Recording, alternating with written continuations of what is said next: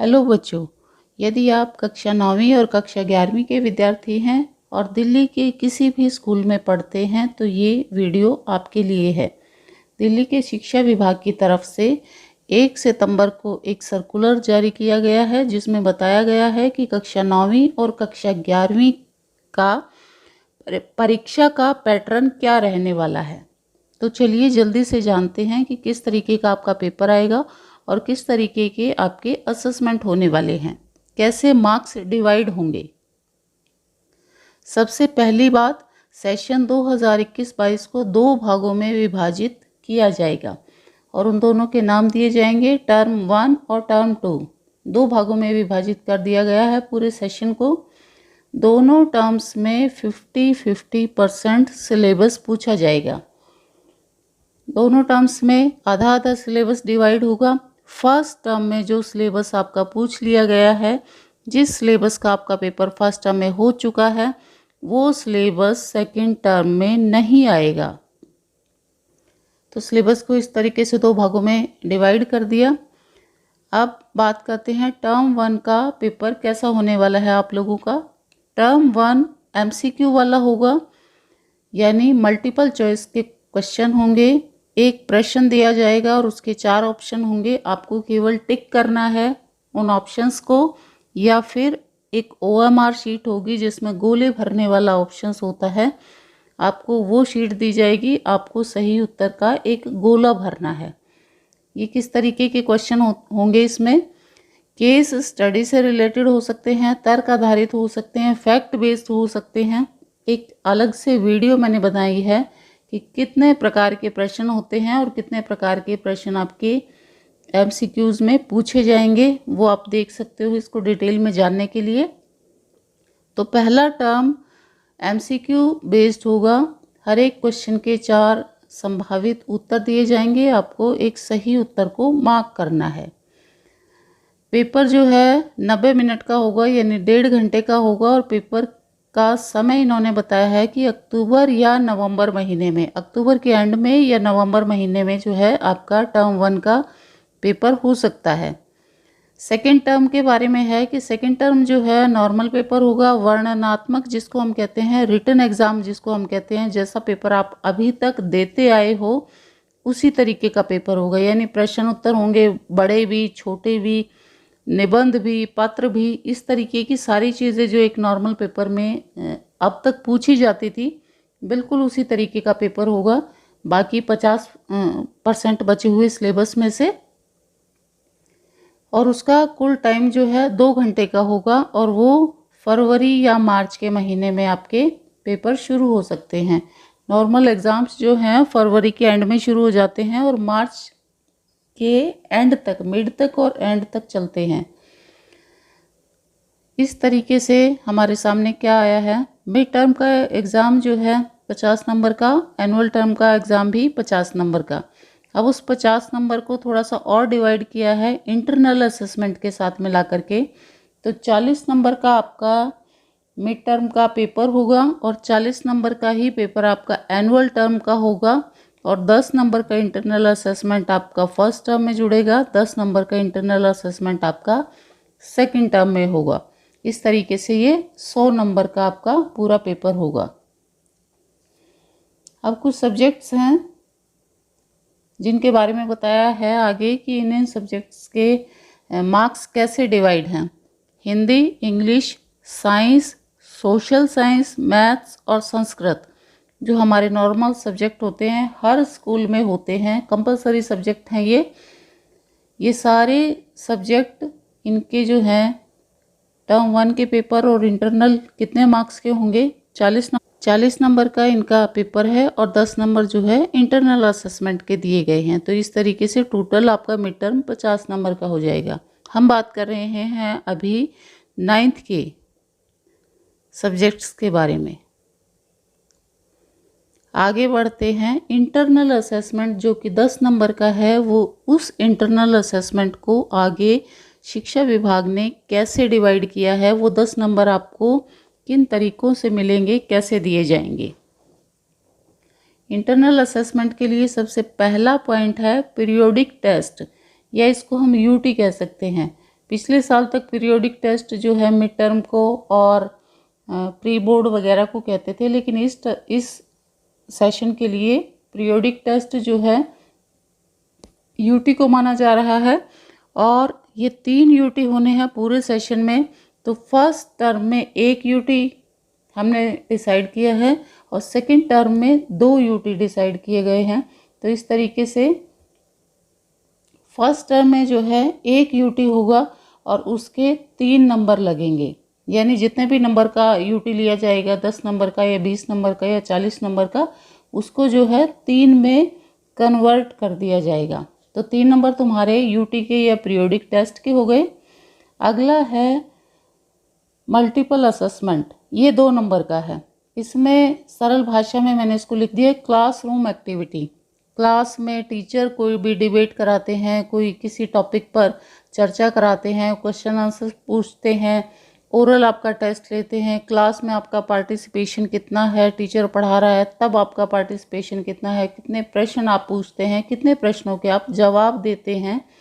तो इस तरीके से इसमें ढेर सारे मल्टीपल असेसमेंट के तरीके बताए गए हैं। वो डिबेट हो सकती है, वो किसी चीज़ पर चर्चा हो सकती है, वो रोल प्ले हो सकता है, वो एक्टिंग हो सकती है, वो किसी भी टॉपिक को अच्छे से डिस्क्राइब करने के लिए कोई भी क्लासरूम एक्टिविटी हो सकती है। उसके जो है आपको 2 नंबर मिलेंगे, यानी क्लासरूम में आपकी कोई भी एक्टिविटी है, कैसा आप रिस्पॉन्स करते हैं टीचर को, उसके आपको 2 नंबर मिलेंगे। थर्ड पॉइंट है पोर्टफोलियो। पोर्टफोलियो मतलब ओवरऑल आपकी पर्सनैलिटी कैसी है, इसका ये मतलब है कि आपका बिहेवियर कैसा है, ओवरऑल आप क्लास में कैसा बिहेव करते हैं, अपने साथी बच्चों के साथ कैसा व्यवहार करते हैं, या टीचर्स के साथ आपका व्यवहार कैसा है, आपने परीक्षा में किस तरीके का स्कोर किया है, आपकी कक्षा में क्या रिस्पॉन्स हैं, पेपर में कैसे रिस्पॉन्सेज हैं। तो ये पोर्टफोलियो जो है आपकी ओवरऑल पर्सनालिटी को इंडिकेट करता है। इसमें ये भी है कि क्लास में जितने भी टेस्ट हैं, वर्कशीट आपकी जो भेजी जा रही हैं, वो वर्कशीट आप टाइम टू टाइम जमा करते हैं या लेट जमा करते हैं, ये सारी बातें उसमें पोर्टफोलियो में निर्धारित होती हैं।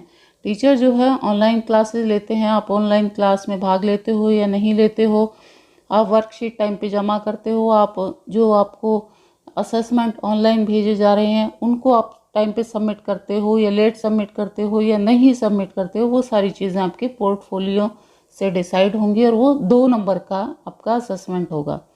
उसके बाद है सब्जेक्ट इनरिचमेंट एक्टिविटी।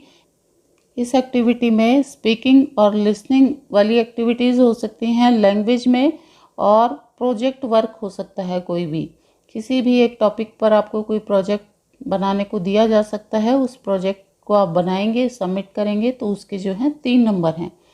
इस प्रकार आपका जो टोटल 10 नंबर का असेसमेंट है एक टर्म के लिए, वो यूटी में, मल्टीपल असेसमेंट में, पोर्टफोलियो में और प्रोजेक्ट या स्पीकिंग लिसनिंग एक्टिविटी में डिवाइड है, और ये टोटल जो है 10 नंबर के लिए है।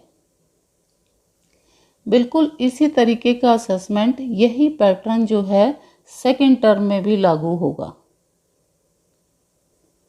बात करते हैं कक्षा 11वीं के लिए। सबसे पहले बात करते हैं आर्ट्स जिनके पास है, उसके जो मेन सब्जेक्ट हैं Hindi, English, Sanskrit, history, political science और इको। ये सारे जो सब्जेक्ट्स हैं आर्ट्स में, इसमें मिड टर्म का एग्ज़ाम होगा 40 नंबर का और इंटरनल होगा आपका 10 नंबर का। सेम इसी तरीके से एनुअल एग्ज़ाम होगा आपका 40 नंबर का और इंटरनल एग्ज़ाम होगा आपका 10 नंबर का।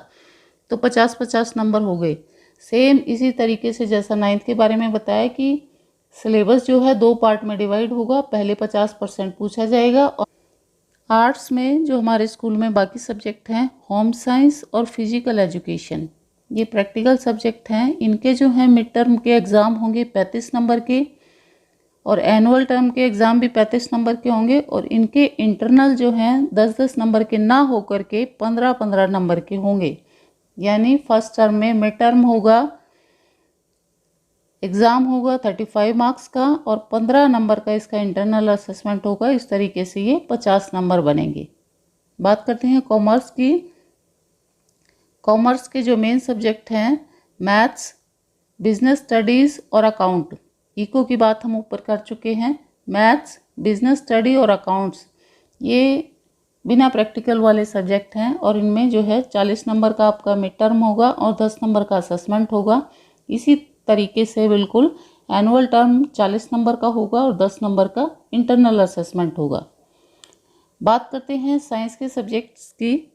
फिजिक्स, केमिस्ट्री और बायो, ये तीनों सब्जेक्ट जो हैं 35-35 नंबर के होंगे और 15 नंबर के इनके प्रैक्टिकल्स होंगे। बिल्कुल सेम यही पैटर्न जो है एनुअल टर्म के लिए रहेगा।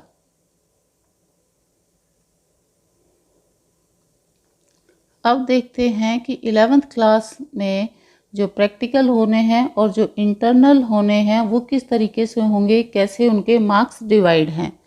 सबसे पहले मैथ्स को इन्होंने अलग से डिफ़ाइन किया है कि मैथ्स में किस तरीके का प्रैक्टिकल होगा। अगर मैथ्स हमारा जैसे 10th में हमने स्टैंडर्ड और बेसिक कंसीडर किया था, इसी तरीके से अगर वो स्टैंडर्ड मैथ वाला मैथ आप पढ़ते हो तो जिसका कोड नंबर 041 है तो उसका जो है 5 नंबर का पीरियोडिक कोई टेस्ट है उसके मार्क्स लगेंगे और 5 नंबर की कोई भी आपको फाइल मिल सकती है, प्रोजेक्ट वर्क मिल सकता है या कोई एक्टिविटी मिल सकती है। इस तरीके से आपके मैथ्स के 10 नंबर पूरे होंगे। और अगर आपका बेसिक वाला मैथ है तो प्रोजेक्ट वर्क के आपके 5 नंबर होंगे और उसके बाद कोई असेसमेंट हो सकता है, वाइवा आपका लिया जा सकता है या कोई प्रेजेंटेशन आपको दी जा सकती है, उसके 5 नंबर होंगे। यानी दोनों में डिफरेंट क्या है, फर्स्ट वाले मैथ्स में जो है पीरियोडिक टेस्ट होगा, उसमें कोई यूटी या कोई टेस्ट लिया जा सकता है 5 नंबर के लिए, और सेकंड वाले में है प्रोजेक्ट वर्क और वाइवा। वाइवा का अर्थ होता है कि जो आपने प्रोजेक्ट बनाया है उसके ऊपर आधारित टीचर आपसे प्रश्न पूछ सकता है जो आपने प्रोजेक्ट में बनाया है और लिखा है कि वो कॉन्सेप्ट आपको कितना क्लियर है। आगे बात करते हैं home science, physical education, physics, chemistry और बायो, जिनका जो है 15 नंबर वाला प्रैक्टिकल है।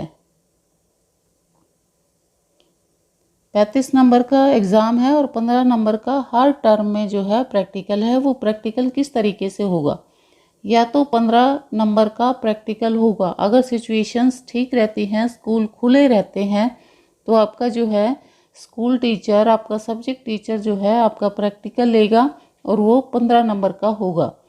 अगर लॉकडाउन है और किसी तरीके से स्कूल बंद हो जाते हैं या आप रेगुलर स्कूल नहीं आ पाते तो आपका एक 15 नंबर का टेस्ट लिया जाएगा जिसको कि आपके प्रैक्टिकल के रूप में कंसीडर किया जाएगा।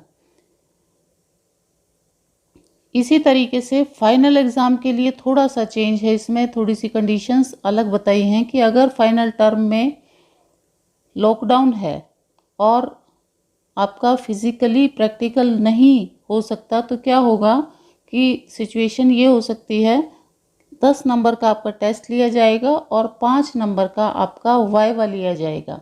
10 नंबर का टेस्ट ले लेंगे और टेस्ट से आधारित या किसी और दूसरे टॉपिक आपको दे दिए जाएंगे, उन टॉपिक्स को आप अच्छे से तैयार करोगे और आपका वाइवा लिया जाएगा। ये सिचुएशन है एनुअल टर्म के लिए।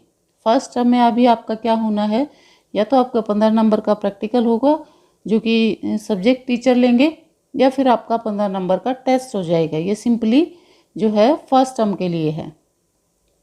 आगे बात करते हैं ऐसे सब्जेक्ट्स के बारे में जिनका इंटरनल 20 नंबर का होना है और 80 नंबर का थ्योरी का पेपर, यानी 40 नंबर का पेपर और 10 नंबर का इंटरनल असेसमेंट दोनों टर्म्स के लिए।